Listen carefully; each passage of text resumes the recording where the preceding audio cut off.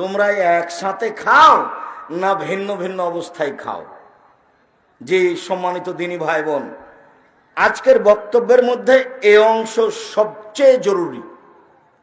আল্লাহর নবী বলছেন যে তোমরা ভিন্ন ভিন্ন খাও না একসাথে খাও।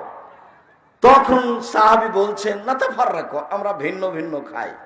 তখন আল্লাহ রসুল বলছেন ইসতামিউ আলা তাআমিকুম ওয়াযকুরুল্লাহ ইউবারাক লাকুম ফিহি, একসাথে খাও, বিসমিল্লাহ বলো, বরকত হবে। একসাথে খাওয়া মানে ছেলে মেয়ে বৌমা আহাল পরিবার সবাই একসাথে খেতে বসবেন। সম্ভব না হলে বাড়ির পুরুষগুলো একসাথে খেতে বসবেন। ভিন্ন ভিন্ন খেতে বসলে বরকত উঠে যাবে, এটাই চূড়ান্ত। একসাথে না খেলে ভাতের পাতিলে তরকারির পাতিলে বরকত থাকবে না, এটাই চূড়ান্ত। অতএব একসাথে খেতে বসলে 2 জনের খাদ্য 4 জনের হবে, আর 4 জনের খাদ্য 8 জনের হবে, এই কথা মোহাম্মদ সাল্লাল্লাহু আলাইহি সাল্লাম বলেন। ভুলেও কখনো যে যারা ওই বৈঠকি দান উঠাতে গেছে, আপনি তাদের সাথে উঠে গিয়ে নিজের পরিবেশটা নষ্ট করবেন না। আমি এখনো কথা শেষ করিনি, আমি এক পর্যায়ে আছি। আজকের আলোচনার যেগুলো আরো গুরুত্বপূর্ণ অংশ, সেগুলো এখনো সামনে কয়েকটা হাদিস আছে। সম্মানিত দিনী ভাই বোন, রাসূল সাল্লাল্লাহু আলাইহি ওয়াসাল্লাম বলেন একসাথে বসে খাও, তাহলে বরকত হবে। ভিন্ন ভিন্ন সময়ে খায়ও না, নইলে বরকত উঠে যাবে। আবু হুরায়রা রাদিয়াল্লাহু তাআলা আনহু বলেন মা বা রাসূলুল্লাহ সাল্লাল্লাহু আলাইহি ওয়াসাল্লাম তামান কাত্ত ইনিস্তাহু আকালাহু ওয়া ইন কারাহু তারাকাহু।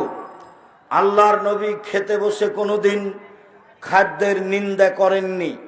বলেননি তরকারিতে লবণ বেশি হয়েছে, বলেননি ভাত জ্বলে গেছে।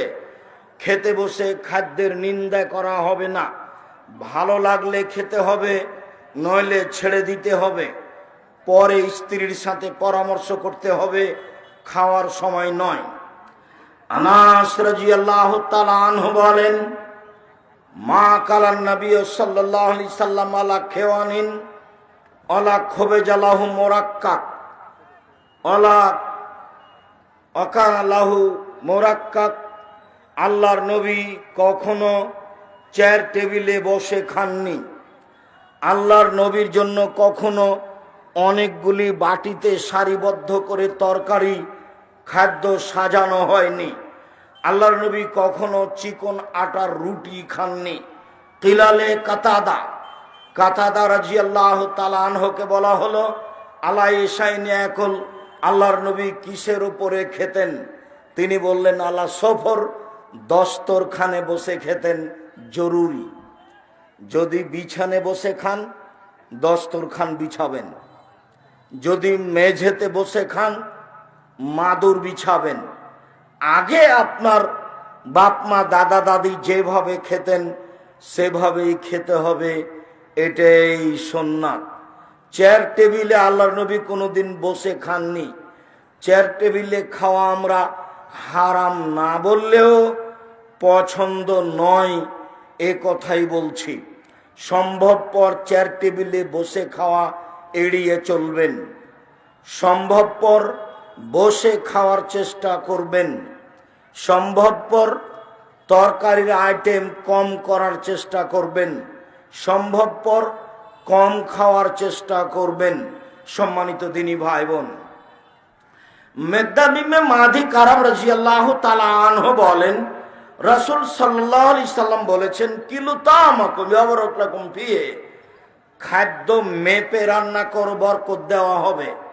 আমাদের দেশের মা চাচিরা বোনেরা যখন রান্না করে তখন এক মুষ্টি চাউল তুলে নেয়, চাউলটা মেপে রান্না করে।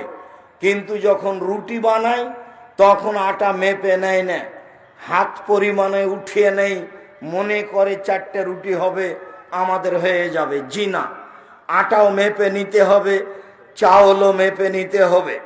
মেপে নিয়ে রান্না করতে হবে, তাতে বরকত হবে। এই কথা মুহাম্মদ সাল্লাল্লাহু আলাইহি সাল্লাম বলেন, হাদিস বুখারী মুসলিম। মেপে রান্না করতে হবে। জোহাইফা রাদিয়াল্লাহু তাআলা আনহু বলেন, আল্লাহর নবী বলছেন, লা আকল মুত্তাকিয়ান, আমার জীবনে আমি কোনোদিন হেলান দিয়ে খাইনি। খাওয়ার নিয়ম, আমার জীবনে আমি কোনোদিন হেলান দিয়ে খাইনি। হেলান দিয়ে খাওয়া কাকে বলে? পিঠটা পিছনের দিকে লাগিয়ে খাওয়ার নাম হেলান দিয়ে খাওয়া। বাম হাত মাটিতে লাগিয়ে খাওয়ার নাম হেলান দিয়ে খাওয়া। ডান হাত মাটিতে লাগিয়ে খাওয়ার নাম হেলান দিয়ে খাওয়া। মোল্লা আলী কারি হানাফি ব্যারিস্টার মেসকাতের ব্যাখ্যায় লিখেন যে 4 জানু হয়ে বসে খাওয়া হচ্ছে হেলান দিয়ে খাওয়া। ডান পা বাম দিকে, বাম পা ডান দিকে করে পিছন নিতম্ব মাটির উপরে রেখে খাওয়া হচ্ছে হেলান দিয়ে খাওয়া। কেন? এইভাবে খেলেও পেটটা ফাঁকা থাকবে, মানুষ বেশি খেতে পারবে। তাহলে কিভাবে বসতে হবে? পেশাব পায়খানায় যেভাবে বসে এইভাবে হাঁটু উঠিয়ে বুকের সাথে রেখে চাপা দিয়ে বসবে, তাহলে পেটটা চাপা থাকবে, কম খাওয়া হবে। এটাই হলো বসার নিয়ম। তাহলে আর হেলান দেওয়া হলো না, এই কথা তিনি বলেন। সম্মানিত দিনী ভাই বোন, আল্লাহর নবী হেলান দিয়ে খাননি এই কথা তিনি বলেন, আল্লাহর নবী নিজে বলেন। তবে হেলান দেওয়া কি জিনিস এ কথা তিনি বলেননি। বিদ্বানগণ বলেন পিছন দিকে হেলান দেওয়া মানে হেলান দিয়ে খাওয়া। বাম হাত রেখে মাটির সাথে রেখে কোনো কিছুর সাথে রেখে খাওয়ার নাম হেলান দিয়ে খাওয়া। ডান হাত কোনো কিছুর উপর রেখে খাওয়ার নাম হেলান দিয়ে খাওয়া। মোল্লা আলী কারি বলেন 4 জানু হয়ে বসে ডান পা বাম দিকে, বাম পা ডান দিকে দিয়ে নিতম্ব মাটির উপরে রেখে বসে খাওয়ার নাম হেলান দিয়ে খাওয়া। এগুলো সবই হলো হেলান দিয়ে খাওয়া। তাহলে খাবো কিভাবে? যেভাবে পেশাব পায়খানায় বসা হয়, হাঁটু বুকের সাথে লাগিয়ে পেটটা চেপে খেতে বসতে হবে।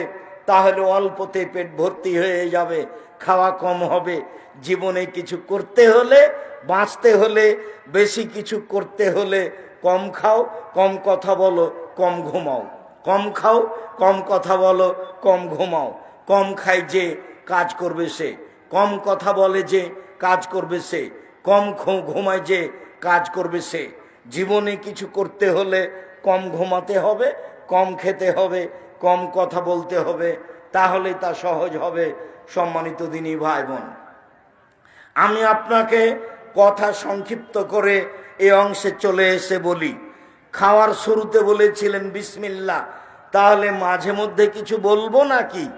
যারা তাবলিগ করে তারা বলে যখন খেতে থাকবে নিবে, প্রয়োজন আছে ততক্ষণ বলবে সুবহান আল্লাহ, আর যখনই বলবে আলহামদুলিল্লাহ তখন মানে হলো আর নিবে না। জি না, এটা নয়। আবু হুরায়রা রাদিয়াল্লাহু তাআলা আনহু বলেন, আল্লাহর নবী বলেছেন, ইন্নাল্লাহা লা ইয়ারজা আলাল আবদে ইয়াকুলুল আকলাতা ফায়াহমাদাহু আলাইহা, নিশ্চয় ওই পুরুষ নারী দাস দাসী খায়, খাওয়ার মাঝে মাঝে আলহামদুলিল্লাহ বলে, আল্লাহ তার উপরে সন্তুষ্ট হন। ওয়া ইয়াশরাবু শারবা ফায়াহমাদা আলাইহা, পানি পান করে মাঝে আলহামদুলিল্লাহ বলে, তার উপরে আল্লাহ সন্তুষ্ট হন। তাহলে পানি 3 শ্বাসে পান করতে হয় বা 2 শ্বাসে পান করতে হয়, একটানা পান করবেন না। দাঁড়িয়ে পান করা নিষেধ, দাঁড়িয়ে খাওয়া নিষেধ। তবে জমজমের পানি বসে খাবেন, দাঁড়িয়ে খাবেন। আল্লাহর নবী জমজমের পানি দাঁড়িয়ে খেয়েছেন। ইবনে আব্বাস বলেন, ফাতাইতু ইলান নবী সাল্লাল্লাহু আলাইহি সাল্লাম বিদালবিন ফাশারাবা মা জমজম ওয়া কায়েম, আল্লাহর নবীর কাছে বালতিতে করে জমজমের পানি নিয়ে আসলাম, তিনি পানি পান করলেন দাঁড়িয়ে। আল্লাহর নবী বলছেন, খায়রু মাইন আল ওয়াজিলার যে মাও জমজম, মাটির ওপরে যেটা সবচেয়ে দামি পানি সেটা হচ্ছে জমজমের পানি। আল্লাহর নবী বলেন, মাও জমজম লিমা শারাবালাহু, জমজমের পানি যে উদ্দেশ্যেই খাবে সেটাই পূর্ণ হবে। আবু জার গেফারি রাদিয়াল্লাহু তাআলা আনহু বলেন, আমি একটানা 19 দিন জমজমের পানি খেয়ে থাকলাম, কোনো খাদ্য খাইনি।